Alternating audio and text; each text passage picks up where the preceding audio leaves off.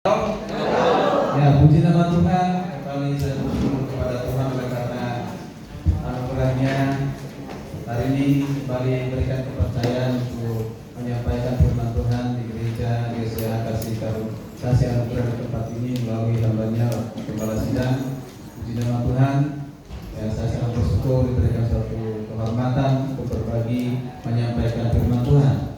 Saya tidak perlu memperkenalkan diri karena saya sudah berapa kali ke sini kecuali yang belum pernah, ya. Baik Bapak Ibu, mari kita langsung saja membaca firman Tuhan untuk menghemat waktu. Kita melihat kitab firman Tuhan dari Injil Yohanes. Injil Yohanes pasal yang ke-6. Injil Yohanes pasal yang ke-6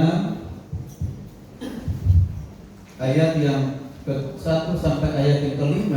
Lalu nanti akan kita lanjutkan dengan ayatnya yang ke-20, 26 dan seterusnya ayat 66 sampai ayatnya yang ke-71. Saya akan baca dimulai dari Injil Yohanes pasal yang ke-6 ayat 1 sampai yang ke-5, dilanjutkan 26 dan seterusnya nanti di ayat yang ke-66 sampai 71. Baik, Bapak Ibu jemaat dikasih Tuhan, saya akan membaca. Bapak Ibu bisa mengikuti di dalam nanti. Demikian pembacaan firman Tuhan dengan perkop yang diberikan oleh Lembaga Alkitab Indonesia, yaitu Yesus memberi makan 5.000 orang. Sesudah itu Yesus berangkat ke seberang danau Galilea, yaitu danau Tiberias. Orang banyak berbondong-bondong mengikut Dia karena mereka melihat mujizat-mujizat penyembuhan yang diadakannya terhadap orang-orang sakit. Dan Yesus naik ke atas gunung dan duduk di situ dengan murid-muridnya. Dan pasca hari raya orang Yahudi sudah dekat. Ketika Yesus memandang sekelilingnya dan melihat bahwa orang banyak berbondong-bondong datang kepadanya, berkatalah ia kepada Filipus, "Di manakah kita akan membeli roti supaya mereka ini dapat makan?" Saya baca ayatnya yang ke-25 sampai 26 berkata demikian. Ketika orang banyak menemukan Yesus di seberang laut itu, mereka berkata kepadanya, "Rabi, bila mana engkau tiba di sini?" Yesus menjawab mereka, "Aku berkata kepadamu, sesungguhnya kamu mencari aku bukan karena kamu telah melihat tanda-tanda, melainkan karena kamu telah makan roti dan kamu kenyang." Mari kita lanjutkan ayatnya ke-66 sampai yang ke-71. Firman Tuhan berkata demikian. Mulai dari waktu itu banyak murid-muridnya mengundurkan diri dan tidak lagi mengikut Dia. Maka kata Yesus kepada ke-12 muridnya, "Apakah kamu tidak mau pergi juga?" Jawab Simon Petrus kepadanya, "Tuhan, kepada siapakah kami akan pergi? Perkataanmu adalah perkataan yang hidup yang kekal. Dan kami telah percaya dan tahu bahwa Engkau adalah yang kudus dari Allah." Jawab Yesus kepada mereka, "Bukankah aku sendiri yang telah memilih kamu, yang 12 ini? Namun seorang di antaramu adalah iblis, yang dimaksudkan ialah Yudas, anak Simon Iskariot, sebab dialah yang akan menyerahkan Yesus. Dia seorang di antara ke-12 murid." Bapak Ibu saudara kasih Tuhan, saya mengulang ada 2 ayat untuk penting menjadi perhatian kita, karena di ayat ini yang menjadi tema firman Tuhan hari ini. Di ayat kedua dikatakan demikian, orang banyak berbondong-bondong mengikut Dia karena mereka melihat mujizat penyembuhan yang diadakannya terhadap orang-orang sakit.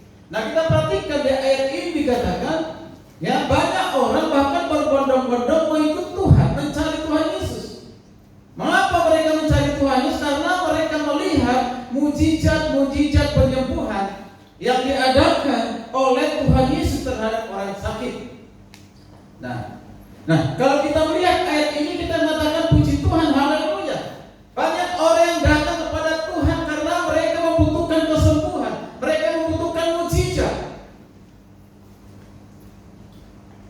Nah, tapi kita perhatikan bersama-sama, ini hal yang baik tentunya, hal yang positif tentunya. Kalau kita perhatikan, banyak orang datang kepada Yesus, mereka yang sakit datang membutuhkan kesembuhan. Orang lumpuh berjalan, orang buta bisa melihat, orang yang kerasukan bisa dilepaskan, pendarahan 12 tahun bisa disembuhkan, dan banyak yang lain mujizat-mujizat yang dikerjakan dilakukan oleh Tuhan Yesus, sehingga orang banyak pada saat itu sangat kagum dan hanya mereka mengikut Yesus. Itu hal yang baik, dan sampai saat ini pun banyak yang seperti itu.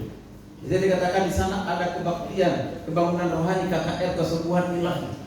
Pasti banyak yang datang, terutama yang mereka yang mengalami sakit penyakit, yang mungkin datang dengan sepatu, dengan kursi roda, mungkin dengan tongkat, dengan yang lain sebagainya, dengan segala sakit penyakitnya, datang dan mengharapkan suatu kesembuhan. Banyak orang setiap ada KKR kesembuhan, pasti berbondong-bondong orang banyak datang dengan mengharapkan terjadi suatu kesembuhan. Tetapi kenyataannya banyak juga pulang yang sakit itu tidak mengalami suatu kesembuhan, gara-gara keluarganya ataupun orang-orang dekat dengannya menghakimi. Dia mengatakan, karena engkau kurang beriman atau tidak beriman. Apakah seperti itu? Nah, mari kita perhatikan bersama-sama di ayat yang ke-66. Nah, ini Allah Tuhan. Kita perhatikan. Mulai dari waktu itu banyak murid-muridnya mengundurkan diri atau meninggalkan Yesus, tidak lagi mengikut Yesus. Di ayat kedua dikatakan tadi berbondong-bondong mengikut Yesus, berarti banyak orang. Tapi di ayat ke-66 dikatakan banyak berbondong-bondong juga meninggalkan Yesus. Jadi banyak yang meninggalkan Yesus. Jadi mengapa ada banyak orang berbondong-bondong mengikut Yesus, tapi juga banyak juga yang mengundurkan diri atau tidak lagi mengikut Tuhan? Ini masalahnya apa? Ini masalah motivasi dalam mengikut Tuhan. Motivasi dalam mengikut Yesus. Kita lihat bersama-sama apa motivasi murid-murid pada saat itu dalam mengikut Tuhan. Dan kalau kita baca pasal ini secara keseluruhan, ini adalah firman Tuhan yang hebat, yang luar biasa. Ini suatu teguran yang keras dari Tuhan Yesus pada orang-orang yang ikut pada saat itu, termasuk pada orang-orang Farisi dan juga pada 12 muridnya. Bapak Ibu dikasih Tuhan, motivasi dalam mengikut Tuhan itu banyak orang yang berbeda-beda. Motivasi orang ikut beribadah ke gereja. Ada katakan, ngapain ke gereja? Mau beribadah. Mengapa ke gereja? Mau bertemu dengan Tuhan. Mengapa ke gereja? Barangkali di gereja bisa ketemu dengan jodoh, calon suami, calon istri. Mengapa ke jodoh ke gereja? Barangkali nanti Pak Gembala mendoakan sakit saja sembuh. Dengan segala motivasi yang berbeda orang datang beribadah, bahkan datang ke Kristus. Berkasih Tuhan. Hari ini saya mau mengingatkan lewat firman Tuhan ini, apa motivasi kita di dalam mengikut Yesus? Apa motivasi kita dalam mengikut Yesus? Paling tidak mengingatkan ataupun meluruskan barangkali selama ini motivasi kita dalam mengikut Yesus salah, keliru. Dan seluruh ayat ini, kalau dia baca secara keseluruhan, ada dua ajaran penting di sini yang mau disampaikan oleh Tuhan Yesus. Yang pertama, motivasi murid-murid yang salah di dalam mengikut Tuhan Yesus. Dan yang kedua, motivasi yang benar dalam mengikut Tuhan Yesus.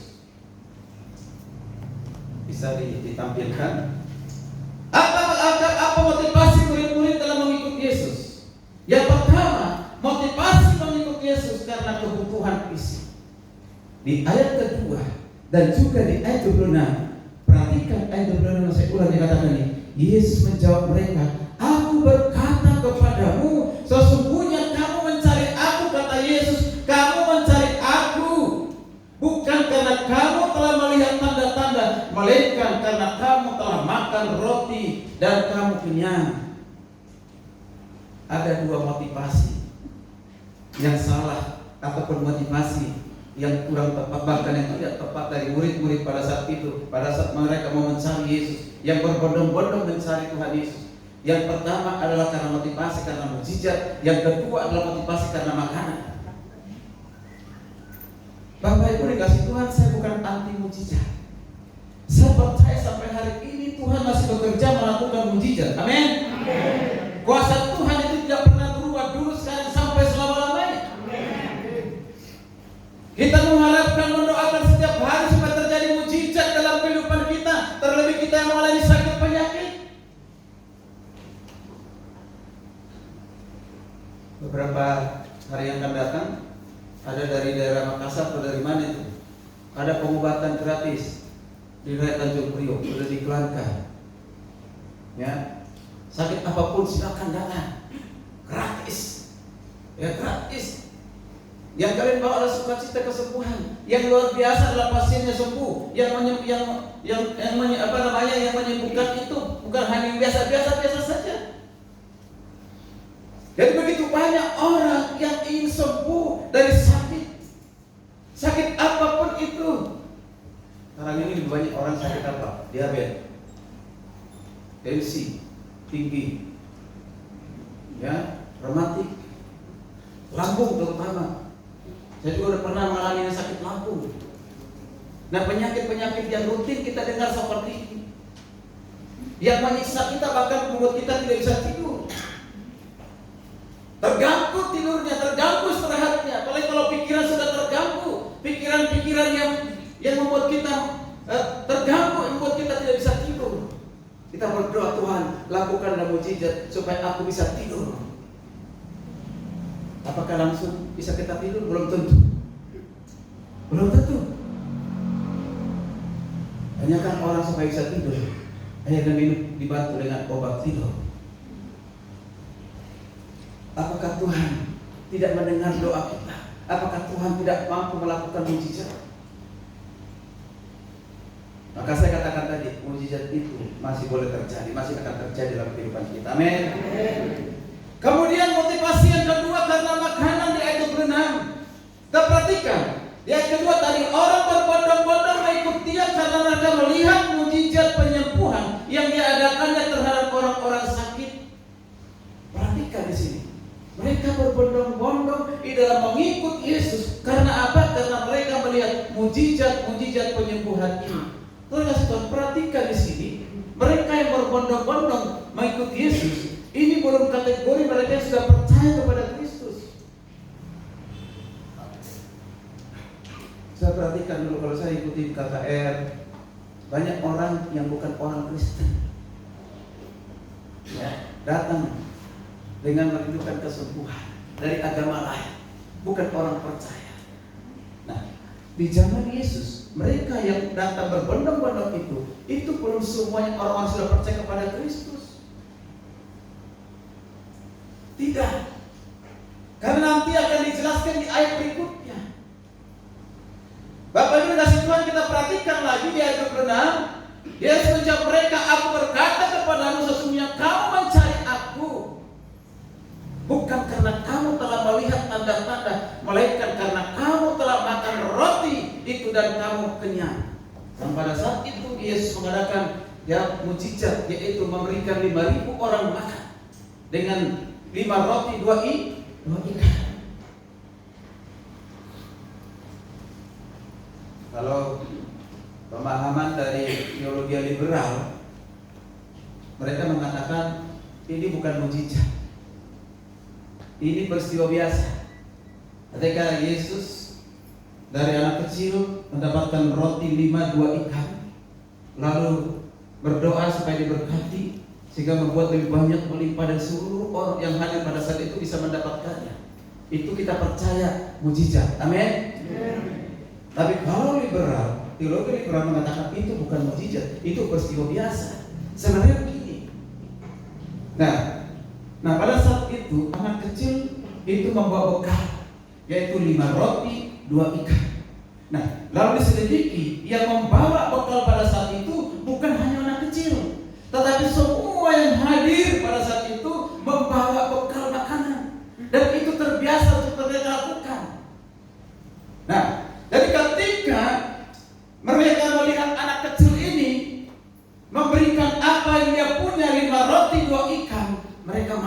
Semua yang banyak pada saat itu malu, sehingga mereka semua rame-rame datang mengumpulkan ke depan. Dikumpulkan, sehingga banyaklah rotinya, banyaklah ikannya. Lalu baru dibagi-bagi oleh pemerintah, dibagi-bagi. Jadi tidak ada mujizat di sini. Sorry, pilihan mana? Itu mujizat atau perkara biasa? Dan saya percaya itu adalah mujizat.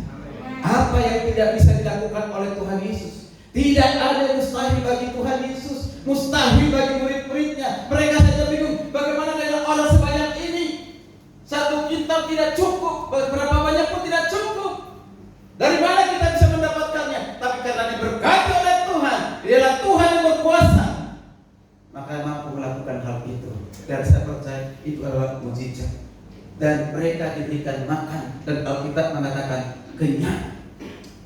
Tapi satu hal yang kita perhatikan di sini, ini suatu teguran yang sangat keras dari Yesus. Engkau datang kepada aku bukan mencari aku, ya mencari aku karena apa? Karena roti yang sudah kamu makan dan kamu kenyang. Ini teguran ini. Nanti ketika Yesus sudah memperkenalkan dirinya siapa dia, roti hidup, memperkenalkan dia siapa Allah, dia adalah Tuhan yang sesungguhnya, dia adalah juru selamat, dia adalah roti hidup. Ketika dia sudah memperkenalkan diri sebagai Tuhan yang hadir di tengah-tengah mereka, apa yang terjadi? Di ayat yang ke-66 tadi, kami tahu siapa engkau, siapa bapak ayahmu, siapa ibumu, siapa saudaramu. Engkau mengatakan engkau roti hidup dari surga yang dapat memberikan kehidupan kekal. Engkau mengatakan engkau adalah juru selamat, engkau adalah Tuhan. Ketika dia memperkenalkan dirinya, menyatakan dirinya, pada saat itulah banyak orang mundur, tidak mau ikut Yesus. Berarti mereka hanya butuh mujizat, mereka hanya butuh makanan, makanya mereka datang kepada Yesus. Inilah motivasi.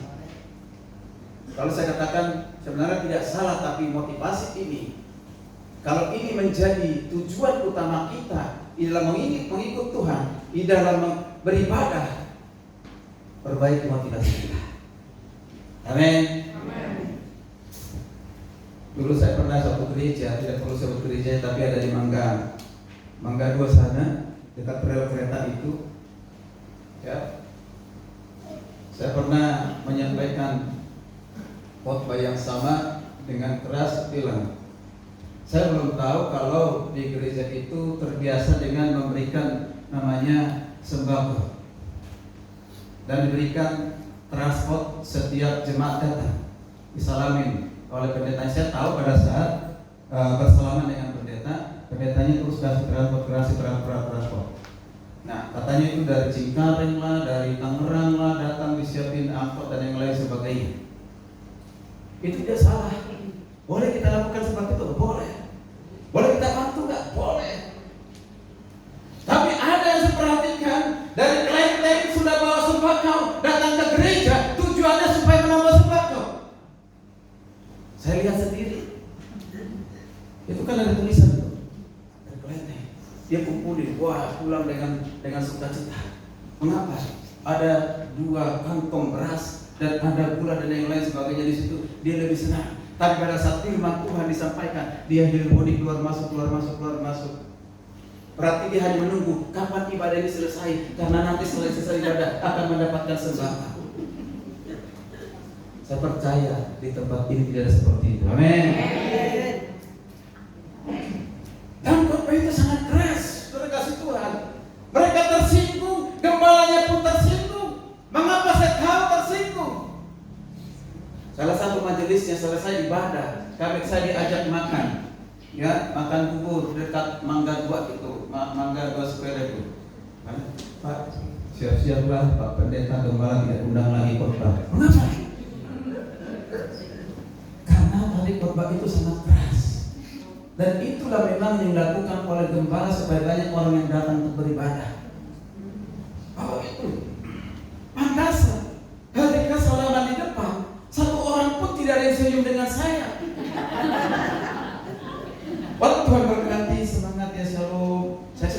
lebar, tapi harus ini.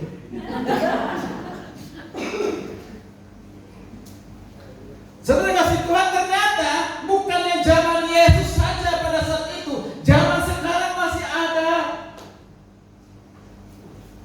Saya dulu pernah melakukan hal yang sama, Bapak Ibu, dikasih Tuhan. Kebetulan ada sponsor dari Kelapa Gading, hamba Tuhan. Jadi didukung oleh ibu-ibu, dan ada satu hamba Tuhan biasa kita undang khotbah. Lalu bisa nggak disiapkan tanggal sekian ya untuk kami membawa sembako dengan tim dari tim saya untuk datang pelayanan. Oke, siap. Siap. Komsel kita datangi dan yang lain sebagainya. Terima kasih Tuhan. Yang datang bukan jemaat kita, tapi mereka undang yang lain. Naik angkot, rame-rame naik angkot. Penuh gereja itu. Saya kaget, ini dari jemaat dari mana aja nih? Biasanya kita nggak sampai sebanyak begini. Khotbah yang datang, jemaatnya banyak ya. Saya juga bingung, Pak, itu dari mana? Ini maaf, sembakonya nggak kurang, kita hanya siapkan untuk sekian orang. Ya udah dibagi 2 aja. Artinya untuk 1 dibagi 2. Lalu saya bilang, minggu depan kita lihat datang ke orang itu. Minggu depan sepi, itu tidak datang lagi. Lalu ditanyain lagi ke tetangga-tetangga ke gereja, Pak, kapan lagi ada pembagian sembako? Artinya kalau sudah tahu jadwal ini mau datang. Luar biasa. Bapak Ibu dikasih Tuhan, kita membutuhkan namanya mukjizat kesembuhan. Kita membutuhkan makanan karena kita selama hidup di tengah-tengah dunia ini kita butuh makan. Amin. Saya juga ngomong seperti ini ya karena memang makan. Ya, bisa sehat juga karena makan.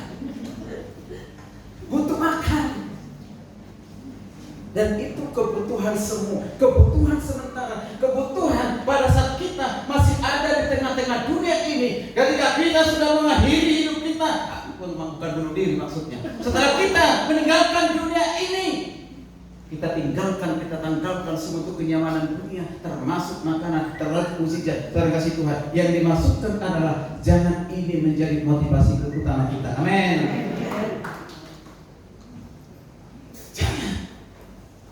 Kalau ini motivasi utama kita karena kesembuhan, karena makanan, suatu saat kita tidak mendapatkannya, saudara akan kecewa. Saudara akan tinggalkan gereja itu. Saudara akan mempersalahkan Tuhan, mana engkau Tuhan? Kata Tuhan, engkau membuat mukjizat, kuasamu tidak pernah berubah, tapi aku masih sakit terus. Sakit yang satu belum sembuh, sudah datang sakit yang lain. Kaya dia dengan sakit penyakit, lambung, diabetes, darah tinggi, dan penyakit-penyakit yang lain. Lalu kita mulai mempersalahkan Tuhan, mana Tuhan mukjizatmu? Kita kecewa dengan Tuhan. Mulai kita tinggalkan Tuhan. Atau mungkin kita ditawarkan di sana ada dukun yang dapat menyembuhkan. Tuhan Yesus itu ternyata dikatakan luar biasa, tapi ini yang lebih luar biasa. Ya tidak apa-apa gabung kuasa Tuhan dengan kuasa dukun supaya lebih dahsyat. Dulu bapak mertua saya gitu, bilang ke dukun, dukun itu kan ciptaan Tuhan. Kalau kita gabung kuasa Tuhan dengan kuasa dukun bercampur lebih dahsyat katanya. Saya bilang itu salah. Itu kompromi, tidak boleh. Bapak Ibu dikasih Tuhan, mari kita perhatikan bersama-sama. Jangan menjadi motivasi utama kita ini dalam mengiring Tuhan Yesus karena mukjizat, karena makanan. Saya percaya itu pasti disediakan setiap orang percaya kepadanya. Amin. Yang kedua, masuk yang kedua. Agak cepat. Motivasi yang kedua. Kita perhatikan di sini. Ini yang benar. Motivasi dalam mengikut Yesus karena apa? Motivasi yang benar. Apa itu motivasi benar? Karena mengenal Tuhan Yesus dengan benar. Ini yang pertama. Yang kedua, percaya kepadanya. Dan yang ketiga, mengasihinya. Perhatikan, mengenal Yesus dengan benar. Apakah semua orang Kristen sudah mengenal Yesus dengan benar? Kalau sudah semua orang Kristen mengenal Yesus dengan benar, maka masih banyak orang Kristen pada meninggalkan Yesus hanya karena calon suami yang tidak seiman, dia tinggalkan Yesus. Hanya karena jabatan, hanya karena harta, hanya karena uang, tinggalkan Yesus. Terima kasih Tuhan. Saya peduli dengan Pulau Mentawai, sehingga saya utus ke sana orang kami. Karenanya saya dapat informasi, dan itu informasi ini akurat, terima kasih Tuhan. Itu dulu 100% orang Kristen, tapi Kristen KTP. Tetapi 10 tahun terakhir ini tinggal sekitar 60%. 40% itu mana? Sudah menjadi pemeluk agama yang lain, dimualafkan. Dan sudah di situ di rumah-rumah mualaf. Dan pendakwa yang masih muda-muda diputus ke sana dengan gaji yang tinggi. Begitu gampangnya mereka meninggalkan kekristenan. Kalau meninggalkan Yesus, barangkali belum percaya kepada Yesus, hanya beragama Kristen, hanya karena pendidikan, hanya karena kemiskinan, hanya karena makanan. Dia dididik, disekolahkan dari mulai tingkat SD sampai perguruan tinggi bagi yang mau, tapi dengan syarat tinggalkan agamamu. Engkau memiliki agama yang baru, termasuk orang tuamu, keluargamu, dan sudah banyak yang seperti itu. Bapak Ibu kasih Tuhan. Saya sangat bangga dan bersyukur kepada Pak Andri Budiman yang sangat peduli dengan hal-hal seperti itu, merekrut dari berbagai daerah untuk dididik. Luar biasa. Coba banyak yang seperti Pak Andri Budiman, barangkali itu Mentawai bisa kembali dipulihkan. Amin. Kami sudah turun ke sana, kami sudah merekrut mahasiswa dari sana untuk dididik, dibantu supaya mereka kembali, supaya mereka menjadi pengkhotbah di sana, penginjil di sana. Ada salah satu mahasiswa dari sana sudah lulus. Ketika praktek pelayanan 6 bulan, berapa penginjilannya? 100 lebih. Penginjilannya dalam waktu 6 bulan. Bahkan ada yang percaya kepada Kristus dan dibaptis. Wow, luar biasa. Saya bilang, kamu kerjakan, lakukan kembali ke Mentawai. Mengapa? Karena pengenalan Tuhan yang benar. Dan saya percaya setiap kita mengenal Tuhan yang benar di dalam Yesus Kristus. Dialah Tuhan kita, Dialah Juru Selamat kita, Dialah penebus kita, Dialah menentukan hidup kita hari ini, hari esok, bahkan selama-lamanya. Dikatakan dalam 1 Yohanes 5 ayat yang ke-20, Dialah Allah yang benar. Kita ada di Allah yang benar, di dalam Yesus Kristus, Allah yang benar. Amin. Karena saat ini saudara sedang viral mengatakan Yesus itu bukan Juru Selamat. Yang Juru Selamat itu hanya Yahweh. Yang Juru Selamat itu hanya Bapa. Hanya Bapa yang berdiam di dalam pribadi Yesus. Kita sudah bertahun-tahun kita diajari oleh orang tua kita, para pendeta, ini Juru Selamat, tiba-tiba dikatakan bukan Juru Selamat. Hati-hati dengan ajaran ini Bapak Ibu kasih Tuhan. Saya tidak mau melawan orang itu, tapi saya mau menyelamatkan jemaat. Sehingga saya buat YouTube, ya, dan juga teman-teman yang lain untuk kembali kepada jalan yang benar. Bapak Ibu kasih Tuhan, mari kita lihat bersama-sama. Di ayat 68 dan 9 ini mewakili yaitu Simon Petrus. Mari kita perhatikan. Dikatakan 68 dan 9. Jawab Simon Petrus kepadanya, Tuhan, kepada siapa kami akan pergi? Perkataanmu adalah perkataan hidup yang kekal, dan kami tetap telah percaya dan tahu bahwa Engkau adalah yang kudus dari Allah. Seperti ketika banyak orang meninggalkan Yesus, lalu Yesus mengatakan kepada murid-muridnya, kalian juga nggak mau tinggalkan saya? Kalian juga mau pergi? Ke murid-muridnya. Tapi murid-muridnya dengan Simon Petrus mengatakan, bagaimana mungkin kami meninggalkan Engkau? Perkataan ini, perkataan yang luar biasa. Perkataanmu adalah perkataan hidup yang kekal. Artinya perkataan itu firman yang kekal. Kami telah percaya, bukan hanya percaya, tahu bahwa Engkaulah yang kudus dari Allah. Amin. Petrus bisa mengatakan demikian karena dia sudah punya pengenalan yang benar akan Kristus. Di ayat 35 Yesus mengatakan begini kepada orang banyak, termasuk di situ adalah murid-murid yang berkata demikian. 35 dengan tegas mengatakan bahwa akulah roti hidup. Ini perhatikan nih, ketika Yesus memperkenalkan, menyatakan dirinya akulah roti hidup, ini mau memberitahukan apa ini?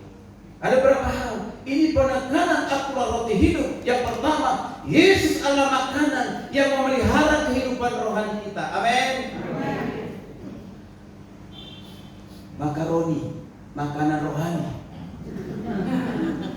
Ya, ingatlah makaroni, makanan rohani.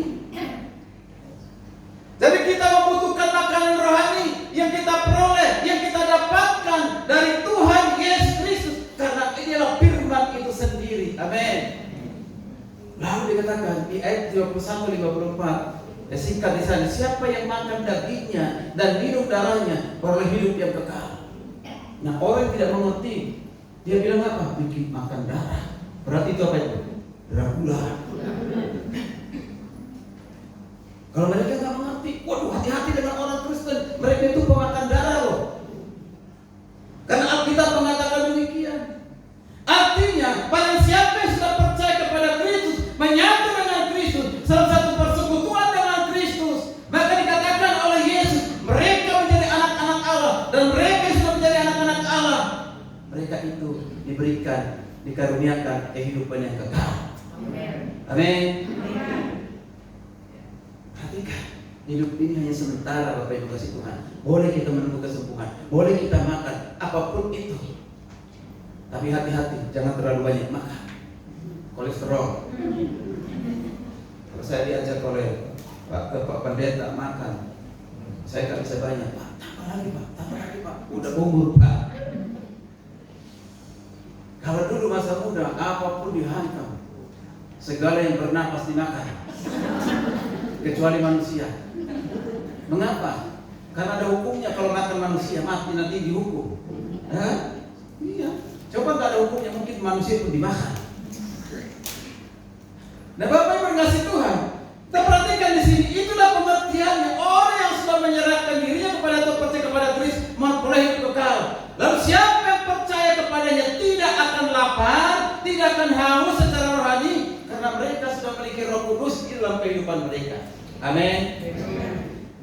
Bersyukur sudah ada Roh Kudus berdiam di dalam kehidupan kita. Roh Kudus itulah yang menuntun kita datang beribadah. Roh Kudus itulah yang menuntun kita supaya rasa haus dan lapar untuk mendengarkan firman Tuhan hari ini. Dan saya percaya itu semua bagi kita di tempat ini karena ada rasa haus dan lapar akan firman Tuhan. Itu pekerjaan Roh Kudus. Amin. Lalu yang berikutnya, ada 3 bukti motivasi yang benar dalam mengikut Tuhan. Sesuai dengan apa yang dikatakan oleh Petrus tadi, kita perhatikan baik-baik. 3 bukti motivasi yang benar dalam mengikut Tuhan. Ini melalui perkataan Yesus tadi, perkataan Petrus tadi. Aku tahu, aku percaya, oleh kudus dari Tuhan. Kalau kita pahami hal ini, perhatikan, mengenal apa yang diakini dan siapa yang diakini, siapa yang kita percaya, kita harus tahu, Bapak Ibu kasih Tuhan. 2 hari yang lalu, hari Kamis yang lalu, saya mewawancara mahasiswa baru yang baru datang. Saya tanya begini, ketika selesai wawancara, kalau kamu nanti mati, meninggal, setiap kita pasti meninggal. Kalau kamu sudah mati, kamu kemana? Ke surga atau ke neraka? Belum tahu, Pak. Hah? Kamu belum tahu? Belum tahu, maunya sih ke surga, Pak. Artinya masih ragu. Ini 2 orang calon mahasiswa teologi, tidak punya kepastian. Dia tidak tahu. Jadi kamu kesini ngapain? Kemarin coba melamar Pak di perguruan tinggi yang lain karena terlalu mahal biayanya kan, tidak ada beasiswa, maka saya datang ke sini Pak. Apakah kita suruh pulang? Tidak. Perhatikan baik-baik. Ternyata masih banyak orang Kristen sudah dewasa belum tahu bagaimana orang mengenal Kristus dan percaya kepada Kristus, bagaimana dia bisa memiliki kepastian keselamatan. Padahal Alkitab sudah jelaskan demikian. Barang siapa yang mengaku dengan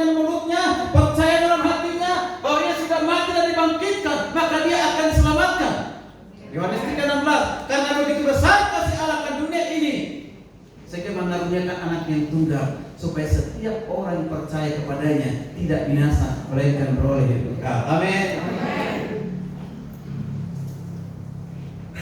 Kita harus tahu siapa yang kita percaya, siapa yang kita yakini. Kalau masih ada orang Kristen mengatakan semua agama itu sama, kemungkinan besar belum lahir baru. Ya, sama dengan apa? Sama berdoa berkorban, oke. Tapi dalam hal keselamatan, yang menjamin keselamatan itu hanya Yesus Kristus, diajarkan di dalam Alkitab, tidak ada kitab yang lain. Amin. Perkataanmu adalah perkataan hidup yang kekal, dan kami telah percaya dan tahu bahwa engkau adalah yang kudus dari Allah. Dia punya keyakinan yang mantap. Petrus punya keyakinan yang mantap. Jadi untuk menatap langkah kita mengikut Yesus adalah pengenalan yang benar akan Tuhan Yesus. Amin. Kita tidak ikut-ikutan dengan ajaran-ajaran sekarang. Yang kedua, dari jawaban Petrus ini membuktikan dia bijaksana di dalam berpikir. Dia bijaksana dalam berpikir. Yang pertama, jika motivasinya Petrus datang kepada Kristus karena mujizat atau karena kesembuhan, maka dia hanya mendapatkan salah satu karunia dari Tuhan. Jika motivasi karena makanan dan Tuhan berikan, maka mereka hanya mendapatkan salah satu karunia dari Tuhan. Lalu yang berikutnya, dari jawaban Petrus ini, pemikiran yang bijaksana.